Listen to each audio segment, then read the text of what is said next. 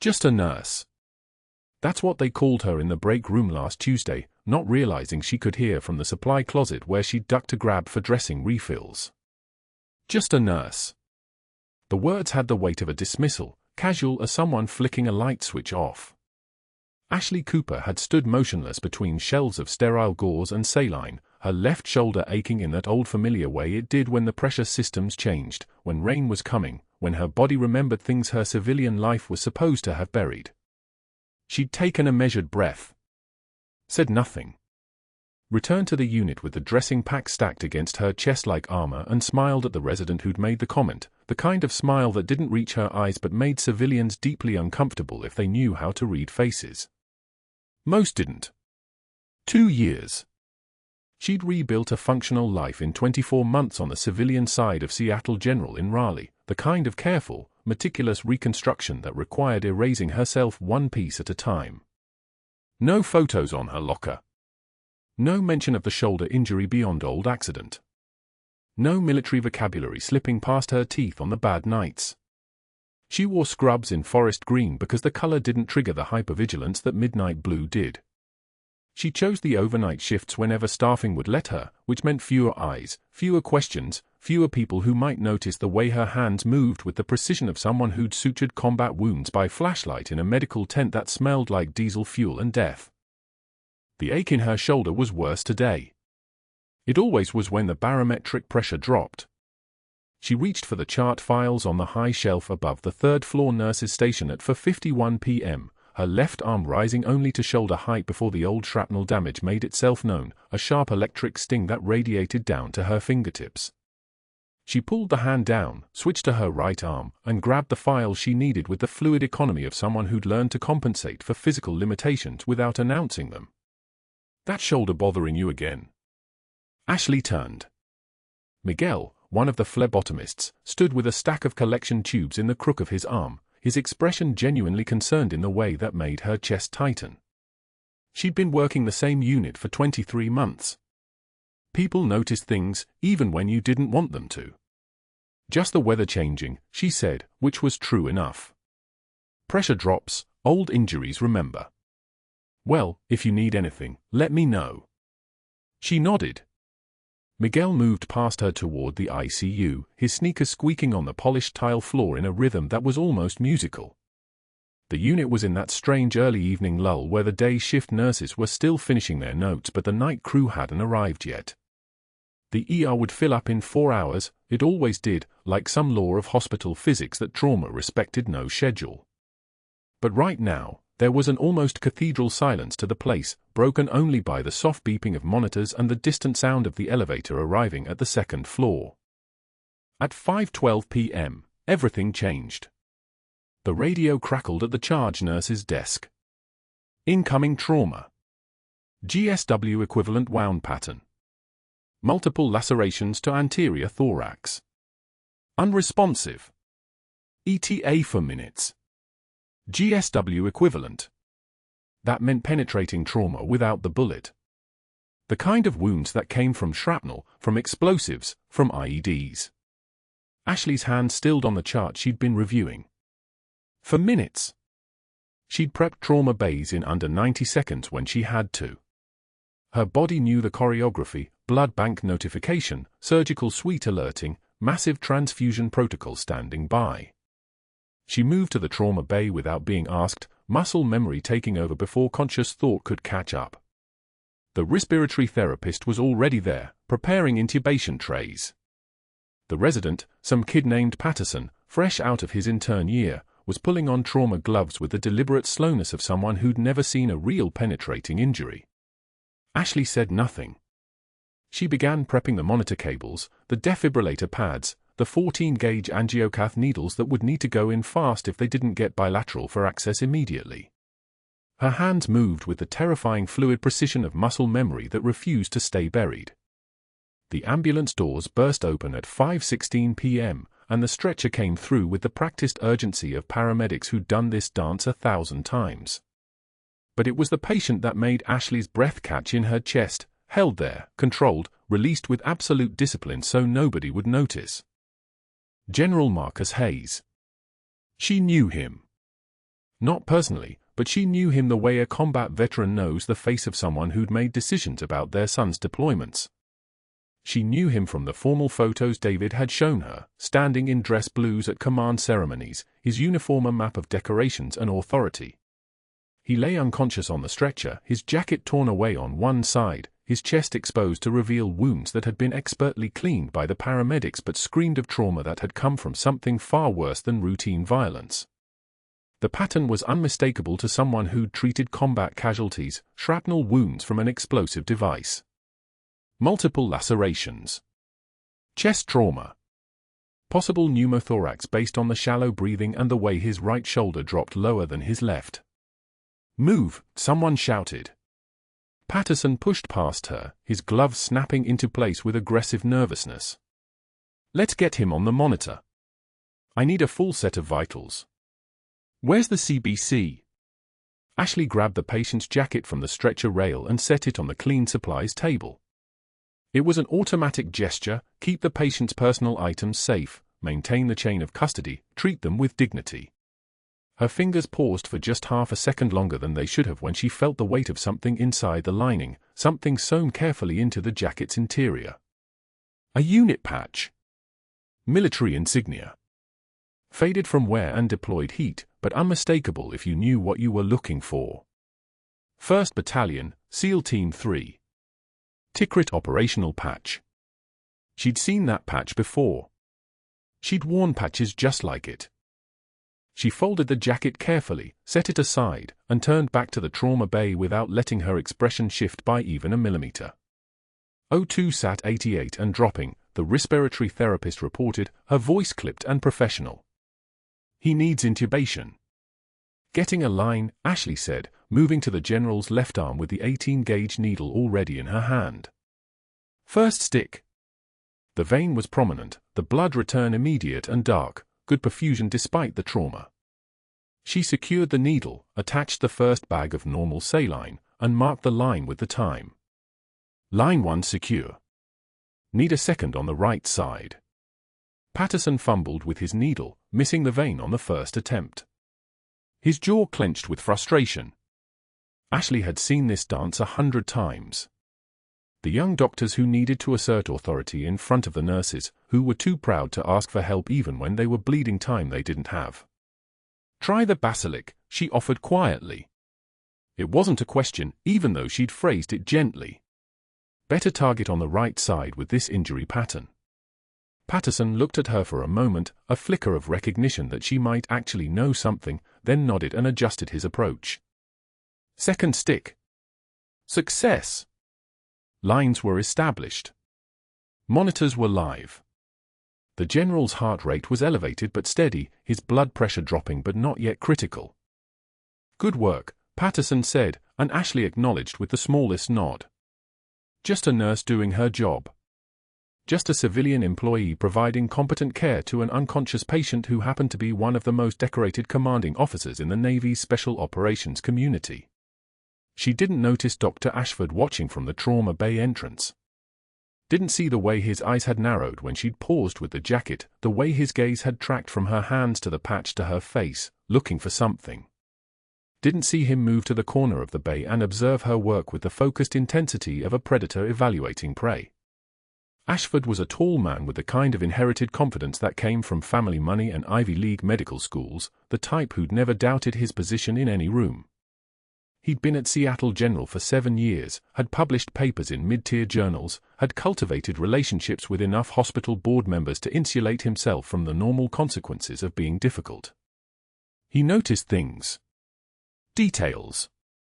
Inconsistencies. The way a civilian nurse moved with combat medicine efficiency. The way her hands assessed circulation using points of reference most civilian nurses never learned. The way she'd recognized a military patch and processed it in silence, without the slack-jawed confirmation of someone who genuinely belonged in the civilian medical world. "Move him to ICU," Patterson said. "I want imaging on my desk in 5 minutes. Surgical consult standing by." The trauma was being managed. The immediate crisis was contained. but in the moment when Ashley reached down to adjust the stretcher rail, her left shoulder compensating automatically for the injury that had never actually healed, Dr. Ashford made a decision. He would need to find out exactly who this nurse was. Not because it was his job to verify credentials. Not because she'd done anything wrong. But because every instinct he had was suddenly alert to the presence of something dangerous masquerading as quiet competence. And that wasn't the worst part. Dr. Ashford arrived at morning rounds with his white coat crisp as a knife edge, his smile sharp enough to draw blood. Ashley stood at the medication cart, checking the 4 orders for General Hayes's room, when she noticed it, a dosage that didn't match the patient's renal function. 40 milligrams of a nephrotoxic antibiotic for a 72-year-old man with a creatinine of 2.1. The math didn't work. Pain was information, and so was this number. Doctor, the General's kidney markers suggest we should reduce the vancomycin dose to 20 milligrams, she said quietly, keeping her voice level. His last creatinine was elevated. Ashford turned to face her, and the smile widened. Nightingale here thinks she knows pharmacology better than I do, he announced to the cluster of residents surrounding him, his tone dripping with amusement. How many pharmacy licenses do you have in that locker, Ms. Cooper? The residents laughed on cue, the sound like hyenas scattering across a parking lot. She felt the weight of their eyes, felt the temperature of the hallway drop. Her jaw tightened, but only for a second, the kind of clench a person might miss if they weren't looking for it. I think patient safety knows better than ego, Doctor, Ashley said. Her voice didn't rise. It didn't shake. It simply landed in the silence between them like a scalpel finding the exact space between ribs. His smile vanished. His eyes narrowed. For just a moment, something darker moved across his face, not anger, but calculation. The look of a man reassessing a threat he'd underestimated. Then he turned back to the residents and continued rounds as if she hadn't spoken, but his movements were stiffer now, his voice sharper with the other patients. He was making a decision. Ashley could see it happening like watching someone load a weapon. 3 days later, the break room at Seattle General smelled like microwaved fish and the particular staleness of fluorescent lighting that had hummed the same note since dawn. Ashley sat at the corner table with her salad, plastic fork in hand, watching the steam rise from a cup of coffee she'd poured at 6 in the morning. 2 nurses, Janet from nights, Michelle from trauma, stood at the refrigerator gathering their lunches. A third, someone Ashley had worked alongside for 14 months, grabbed her yogurt from the shelf.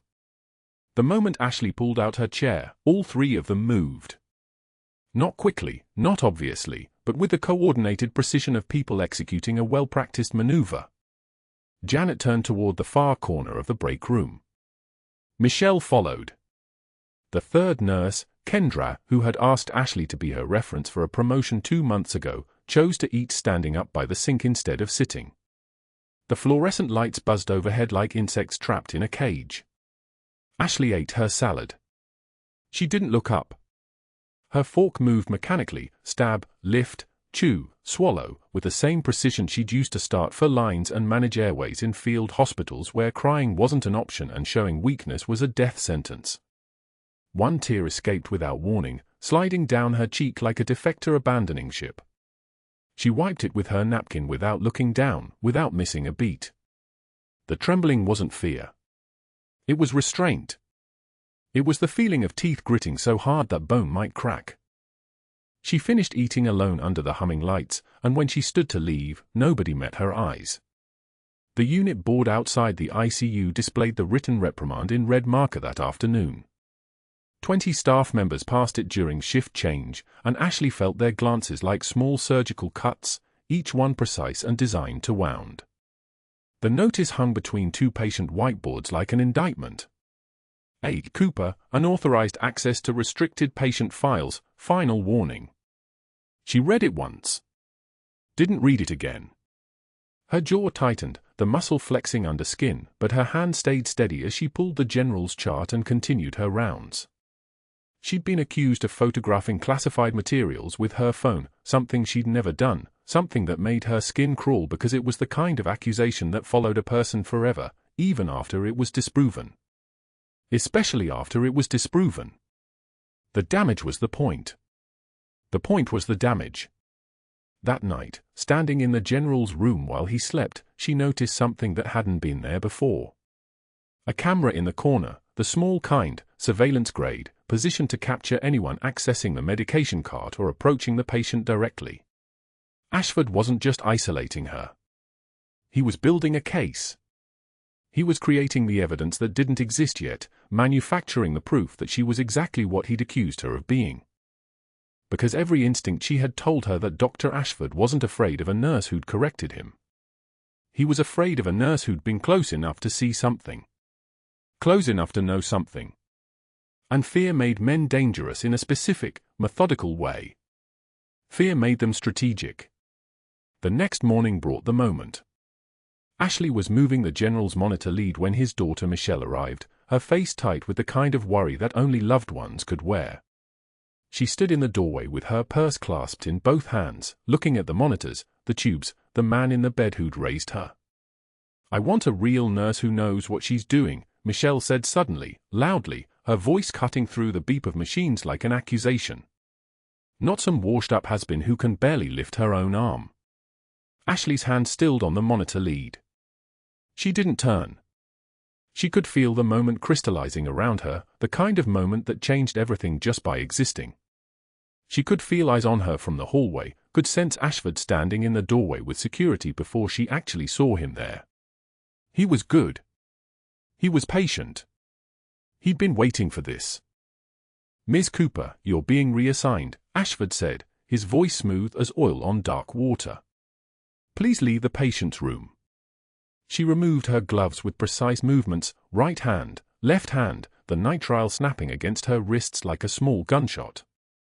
She made direct eye contact with Ashford, let him see exactly who he was looking at, and said 3 sentences that would echo through that hospital like a bell that couldn't be unrung.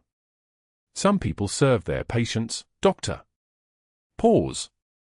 "Others just serve themselves." She walked out of that room with her spine straight, her head level, her eyes forward. Not running. Not retreating. Walking like a soldier leaving a battlefield intact, like someone who hadn't been defeated, only removed. Michelle watched her go with a smirk twisting her mouth. Ashford watched her go with his jaw locked tight. The hallway was crowded with staff at shift change, and every single one of them saw her walk past with her dignity still attached. Every single one of them knew exactly what had happened. And every single one of them would carry that image forward, not the image of a nurse being escorted out, but the image of a woman who hadn't broken, hadn't flinched, hadn't given anyone the satisfaction of seeing her hurt. That night, after Ashley cleaned out her locker in silence, her hand shaking only when she was alone, she sat in her car in the parking garage with the engine dead. The fluorescent lights hummed their metallic song above her. She stared at nothing, her head against the steering wheel, unable to turn the key or move forward or backward. 2 hours passed like a single breath held too long. Rain drummed on the roof of her car, steady, relentless, the kind of rain that reminded a person what drowning felt like, very slowly. Her hospital badge sat on the dashboard with "terminated" stamped across her smiling photo in red letters, and the worst part wasn't the termination. The worst part was that she still didn't know what Ashford was hiding, or why he needed her gone so badly that he was willing to destroy her to keep her silent about it. What happened next changed everything. The restriction came through on Ashford's official letterhead at 7:43 a.m., posted on the ICU access board in red marker, "Nurse Cooper is reassigned effective immediately. Patient confidentiality protocols require rotation of primary care staff." Ashley read it standing in the break room doorway, coffee still steaming in her hand. 3 other nurses sat at the table. The moment she stepped in, they gathered their lunches and left without speaking. The letterhead didn't mention the general by name. It didn't need to. Ashford had already made the call. She was toxic now, suspected of something she hadn't done, and proximity to her meant proximity to an internal investigation. No one wanted that stain. By that afternoon, her badge access to ICU floors 4, 5, and 6 had been revoked. The system rejected her keycard at the electronic reader with a soft chirp of denial. She tried it 3 times, watching the red light blink each time, before a resident she didn't recognize walked past and muttered, "Policy review." Ashford's orders. Not a request. A fact. The hospital's security system didn't question why. It simply locked her out, and that was enough. The official memo cited credential verification during Q2 departmental audits, bureaucratic language that meant nothing and covered everything. Ashley stood in the hallway outside the ICU doors for 40 seconds, her hand still raised toward the reader, then turned and walked to the pediatric ward on the opposite wing where she'd been reassigned without warning or discussion. Pediatrics was 3 buildings away, connected only by a sky bridge that required a separate badge access point. Ashford had done this deliberately, not just removed her from the general's care, but removed her from the possibility of proximity. She would never walk past his room. She would never overhear conversations about his condition. She would never be in a position to see him or speak to him or offer help if something went wrong. The reassignment read as a routine rotation, the kind that happened all the time in hospitals where staffing demands shifted. But the timing was surgical. The precision was military. Ashford had studied how to isolate a target, and he'd executed it without leaving a mark on his own record. Her first shift in pediatrics was a Thursday night, 11 p.m. to 7 a.m. The overnight unit was quiet in that specific way pediatric floors became after dark, small voices calling for parents who weren't there, monitors beeping in steady rhythms, the smell of latex and the faint sweetness of children's pain medication hanging in recirculated air. A nurse named Patricia showed her the supply closet and the charting system. No one mentioned the reassignment. No one mentioned why she was suddenly there. The silence was its own form of confirmation. By Friday morning, when Ashley hadn't been called into any conversations about the general, hadn't received any updates on his condition, hadn't heard his name mentioned once, she understood that Ashford had successfully erased her from his world. The isolation was methodical. Strategic. She sat in the pediatric nurse's station watching the monitors of children she barely knew, separated from the team by distance and access codes and the unspoken understanding that asking about the ICU would confirm whatever suspicions Ashford had planted. Her phone didn't ring.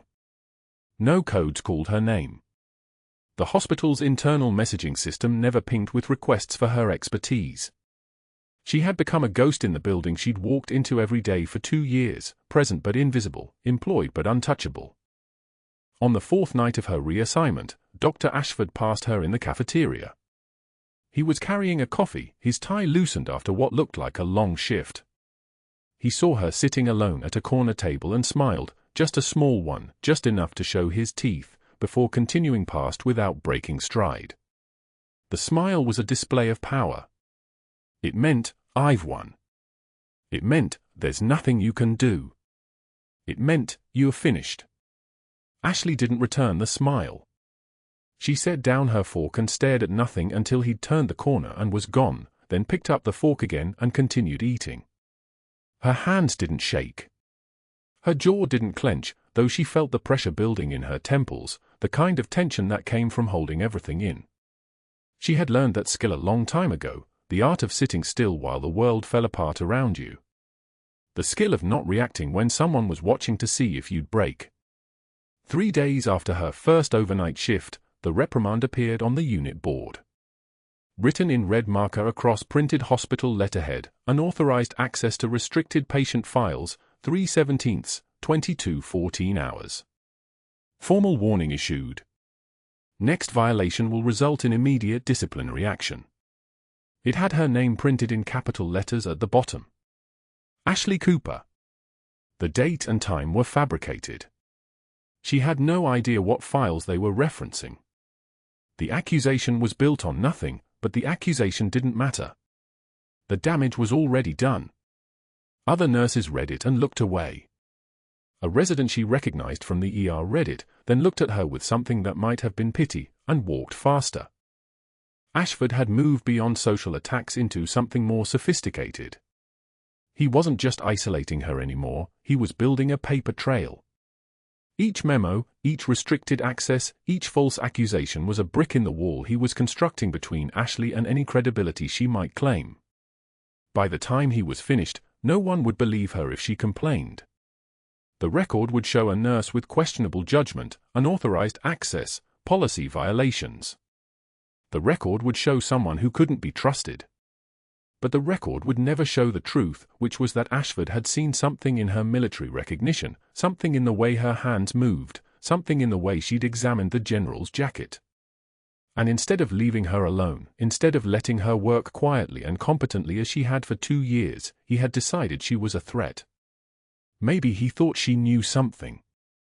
Maybe he'd recognized something in her that reminded him of soldiers, people who noticed things, people who operated on protocols and evidence, people who didn't tolerate corruption. Or maybe he was simply afraid of anyone who'd seen worse than hospital politics and wouldn't play along with his games. By the end of her 5th overnight shift, Ashley understood that the job was over. The job was done. It didn't matter that she hadn't violated any policies. It didn't matter that she'd done nothing wrong. The narrative was already set. Ashford had told it first, and the hospital had accepted it, and soon even she would be the villain in a story she didn't understand. That Friday night, after her shift ended at 7 a.m., Ashley didn't drive home. She drove to the parking garage instead, to the lower level where her car sat in the same spot where she always parked it. She unlocked the door, climbed into the driver's seat, and closed the eyes. The seat was cold. The morning light filtered through the windshield in thin grey lines, the kind of light that comes before real dawn, when the world is still half asleep. She reached for the ignition, then stopped. Her badge lay on the dashboard. She'd removed it on the walk from the building, unclipped it from her scrubs, and held it in her trembling hand.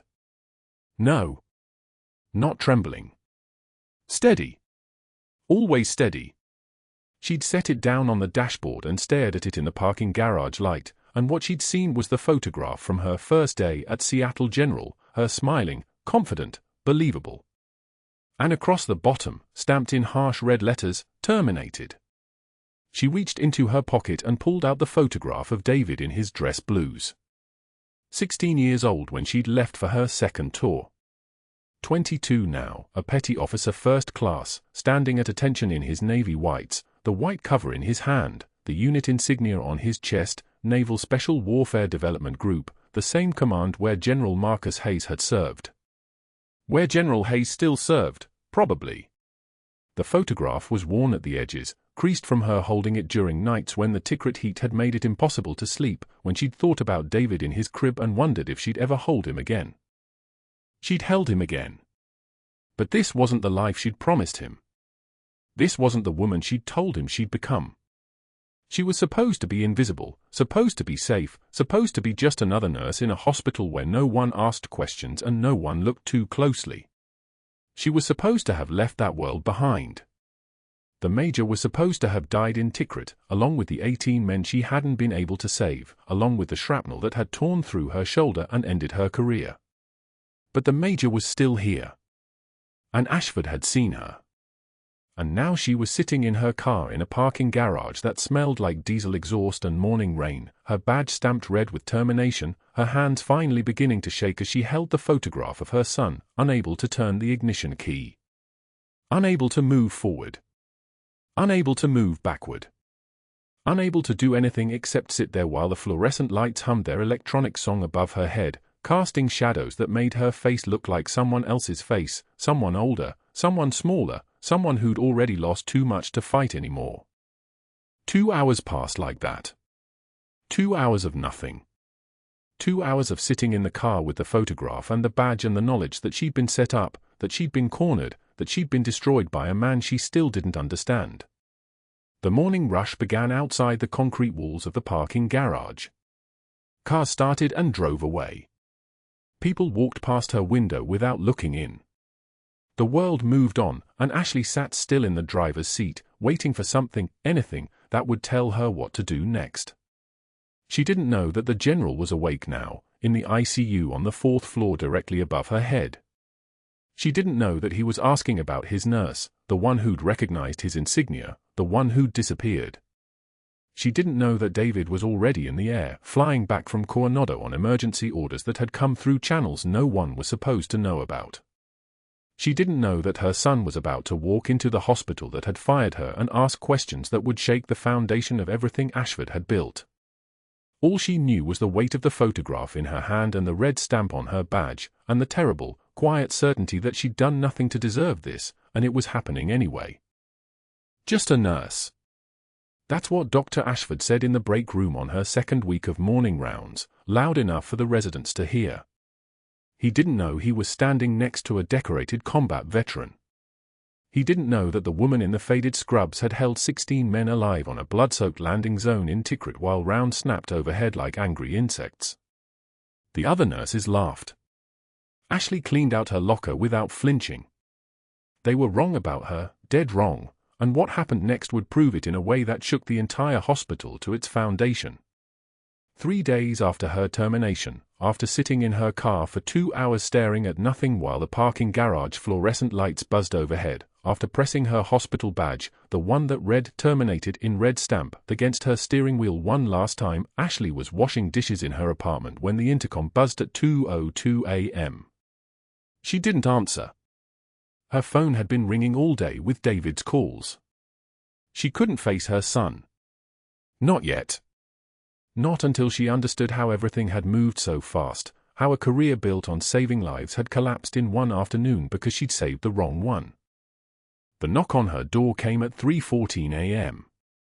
She opened it in silence, no robe, no pretense, still in the clothes she'd worn to work. A younger man in navy dress blue stood in her hallway, his jaw tight, his eyes carrying the weight of classified things he couldn't discuss. Major Cooper. His voice was crisp. Official. I'm Petty Officer First Class Marcus Webb, aide to General Hayes. Your son requested we verify your status. The General's condition is stable. He's asking for you. The petty officer paused. He needs you to understand something before you give up. Can you give me 20 minutes? Ashley didn't move. The hallway light caught the shrapnel scar along her collarbone, the one that had ended her career, the one that had almost ended everything. He's asking for you specifically, Webb repeated. Not another nurse. Not a surgeon. You. The crash call came over the PA system at 8:52 a.m. on a Tuesday, 3 days after security had removed her badge. Ashley wasn't there to hear it. She was home, drinking cold coffee and not opening any mail. But in ICU Bay 6, a ventilator alarm screamed once, then twice, then 3 times in rapid succession. The General's oxygen saturation plummeted from 96 to 88 in 4 seconds. The resident on call, a third-year named Chen, reached for the emergency cart while the attending surgeon, Dr. Marcus Webb, was somewhere on Route 40 in a traffic jam that had swallowed IR-40 with the patience of something ancient and hungry. ETA 15 minutes, came the voice through the overhead speaker. The surgeon was 40 minutes out. Maybe more. The General's chest heaved against the ventilator. His pupils dilated. A pneumothorax, air trapped between the lung and chest wall, collapsing the tissue, suffocating him from the inside. Every second the pressure built, the organs shifted, the blood flow collapsed. Chen's hands moved but his mind had frozen. He'd seen pneumothorax in lectures. He'd read about it. He'd never actually felt one tear open under his hands. The attending resident's voice shook. Get respiratory. Get another doctor. Page anyone who's free. But everyone who was free was already there. And everyone who was good was stuck in traffic. Ashley was home, staring at her discharge papers. She was home when the first needle went in wrong. Chen's hands were trembling. The syringe was 20 cubic centimeters, too small, too slow, buying maybe 90 seconds of oxygen saturation climb before the pressure built again. The monitor showed 71. Dropping. 69, the General's color turned from pale to something closer to ash. At 9:04 a.m., the ER double doors burst open and a woman walked in carrying a small tactical field bag. Her hair was pulled back tight. Her eyes tracked the monitors, the crash carts, the chaos of controlled panic. She was wearing civilian clothes, jeans, a Seattle General hoodie over a white tank top. She'd never left the hospital completely. She'd just been sitting in the parking garage in her car with the engine dead, unable to move backward, unable to move forward, unable to do anything but exist in the space between what had been taken from her and what she could never accept. Then her phone buzzed. One text from David, "Mom. He's coding." She grabbed the emergency bag she'd kept in her car since Tikrit. Field supplies. Things a nurse might never need in a hospital but would die without in the field. She was through the doors and moving like muscle memory made flesh, like something that had been dormant but never dead, never asleep, only waiting. Out of the way.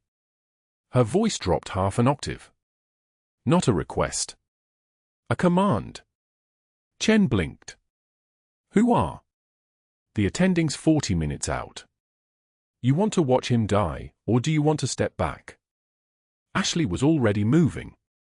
She reached the crash cart and grabbed the trauma shears from her own bag, the ones with Dustorf 6 engraved on the handle, a call sign from a different life, and cut the general's gown open in 2 precise motions. His chest was pale, his ribs visible under skin drawn tight. The ventilator hissed its mechanical rhythm. The monitor screamed in its electronic language, O2 sat 64 and falling. Her hands moved on their own. Muscle memory took over. She'd done this at FOB Bagram after a IED blast tore through a convoy carrying 3 Marine officers. She'd done this on the landing zone at Sanjan Valley while a Chinook waited above with rotors that could shake your teeth loose. She'd done this 16 times before the shrapnel came, before the discharge, before she became just a nurse in a hospital that didn't know what she was.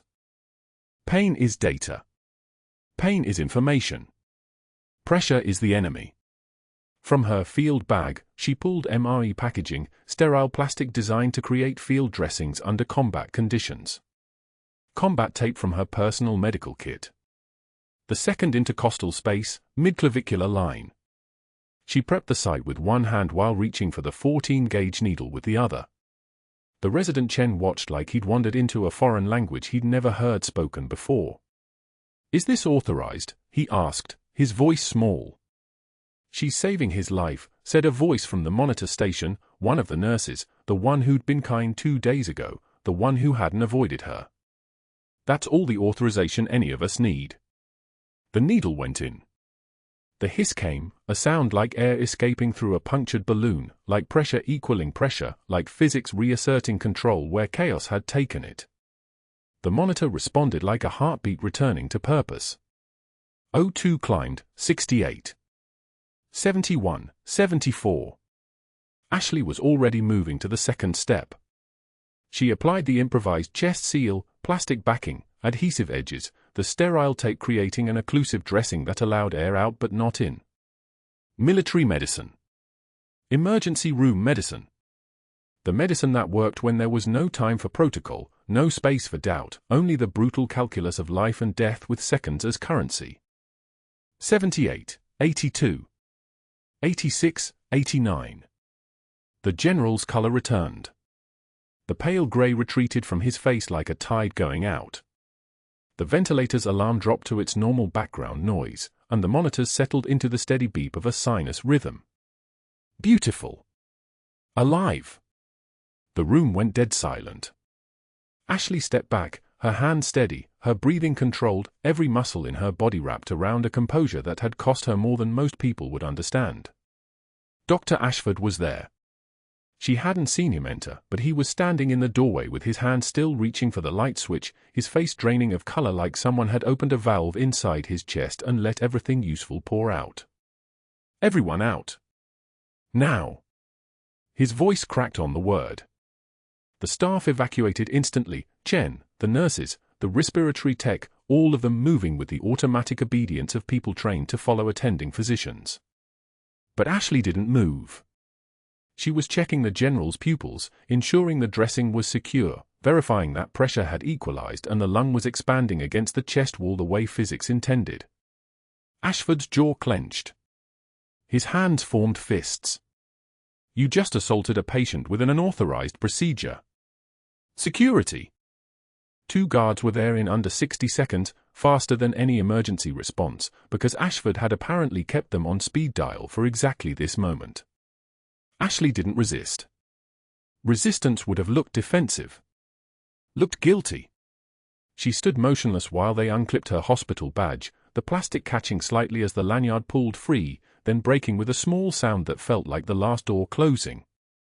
"You're done here," Ashford said, his voice low and controlled now, the kind of control that comes from profound rage held in a fist. "You're gone." Within the hour, Ashford called the medical board from his office. Ashley heard him through a closed door while an HR administrator named Ms. Chen reviewed termination papers. Different Chen, no relation to the resident who'd watched her save a general's life. Rogue nurse. Unauthorized procedure. Dangerous precedent. Yes, I'll be filing a formal complaint. Yes, I'm recommending immediate license suspension. This woman is a liability. The papers were already typed. Ms. Chen slid them across the desk. The signature line was highlighted in yellow. Ashley's hand shook for the first time, not from fear, but from the specific tremor that comes from holding everything together so tightly for so long that the muscles eventually fail. She signed without reading. What did it matter? She'd read the story already. She'd watched it being written for 2 days. The locker room was empty when she arrived. 3:27 p.m. Most of the shift was in there charting or grabbing the last of their breaks. Ashley opened her locker, number 427, the same one she'd been assigned on her first day, and began removing the things that made up a nurse's life. The photo of David in his dress blues came first. His smile, the one he'd inherited from his father, the man who'd been a medic before his own injuries took him out of the game. The photo shook in her hands as she placed it in the cardboard box they'd provided. Her CPR certification card. Renewed 3 months ago, valid for 18 more months. 18 months she'd never see. The small bronze compass her unit had given her in Tikrit. Pressed into her palm by a sergeant major with hands that had held too many lives that were leaving. "So you always know which way is home," he'd said. Home. There was a concept that needed revision. At the bottom of the locker, the faded unit patch. She'd sewn it into the lining of her jacket 6 years ago, small enough to never be noticed, large enough to never be forgotten.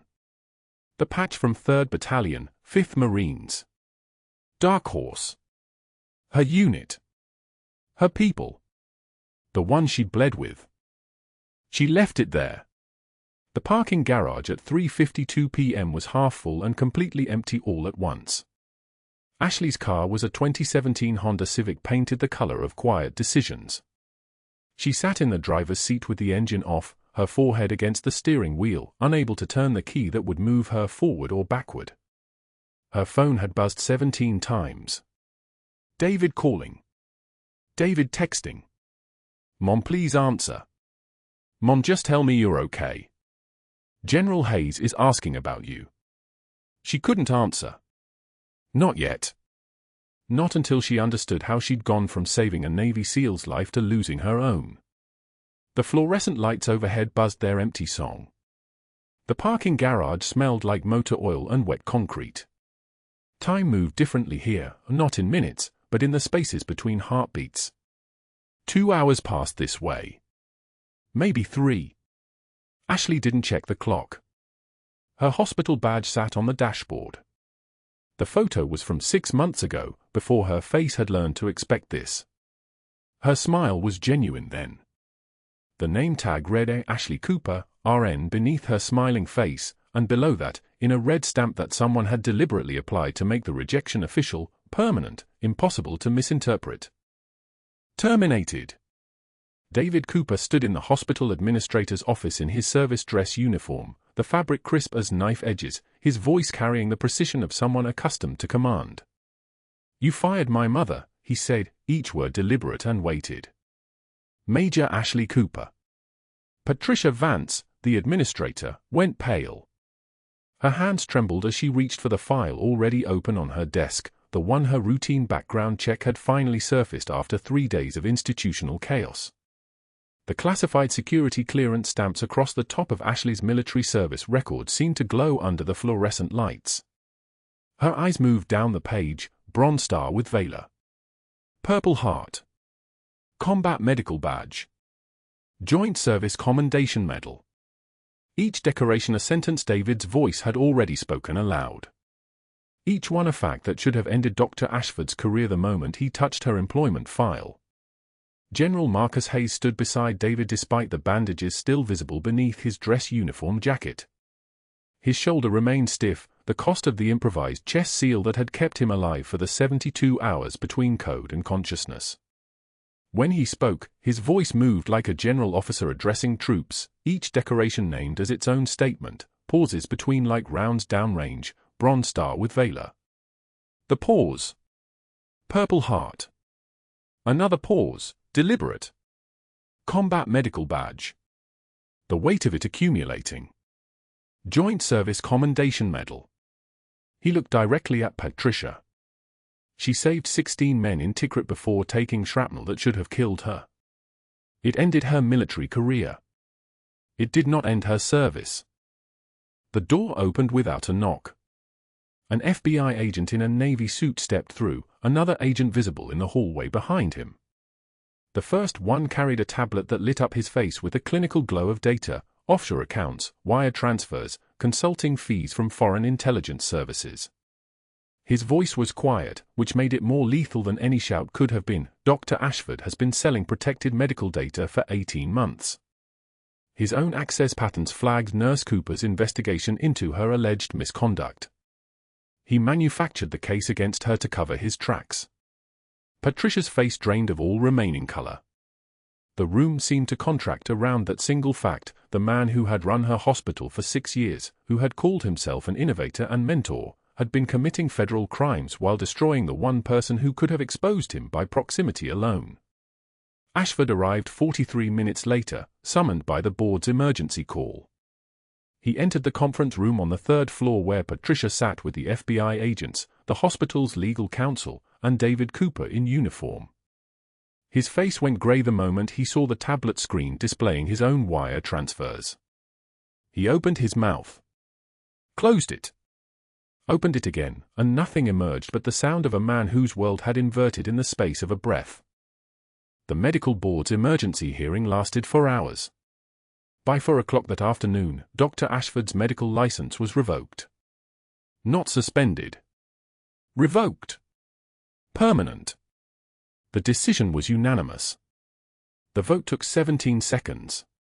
His office was sealed with FBI tape while he sat in a federal holding cell awaiting arraignment on charges of healthcare fraud, theft of protected health information, and conspiracy to obstruct justice.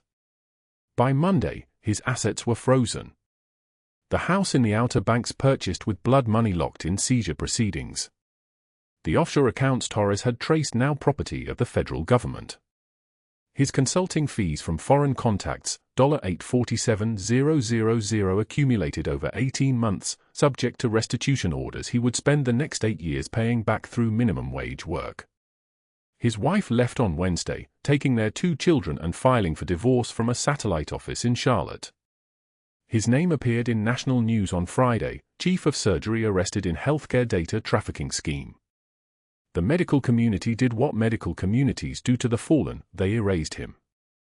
Every hospital between Boston and San Francisco received his name on a blacklist.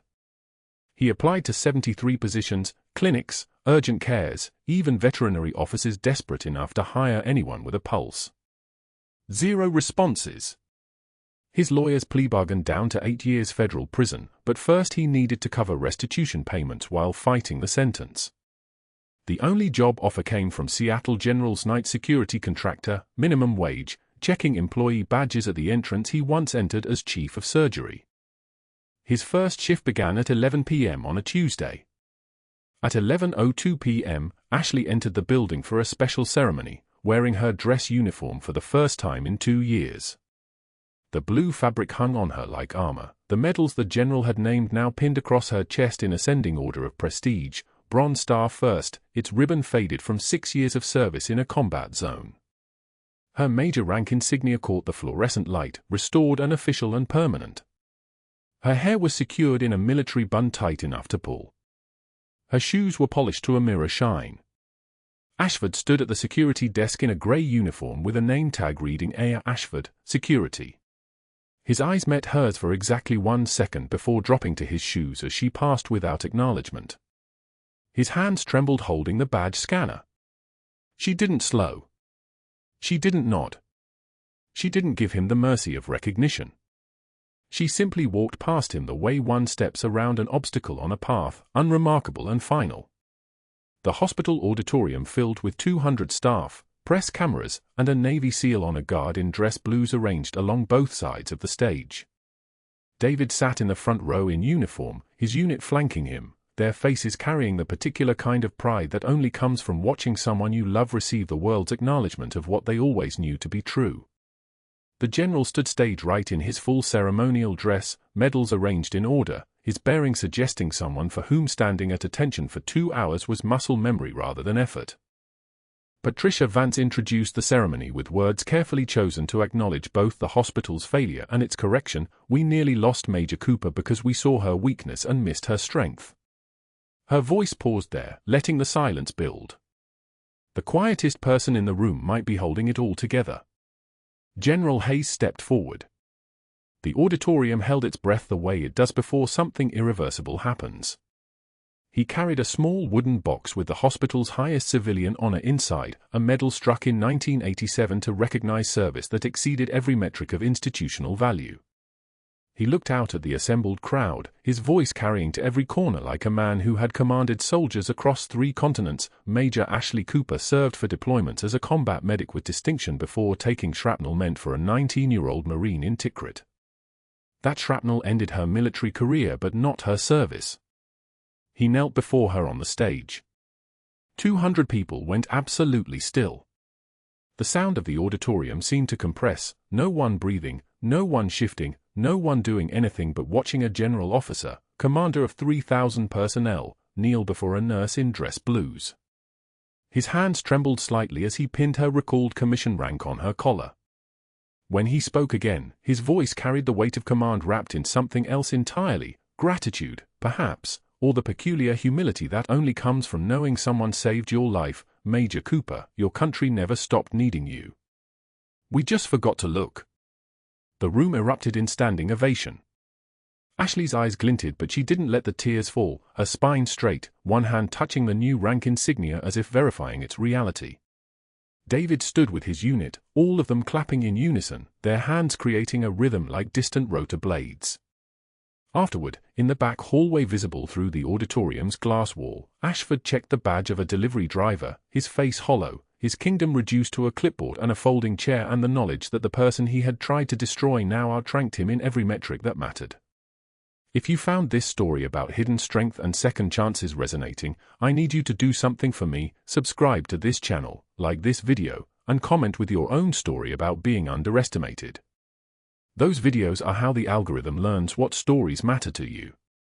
And those stories, they're how all of us learn we're not alone.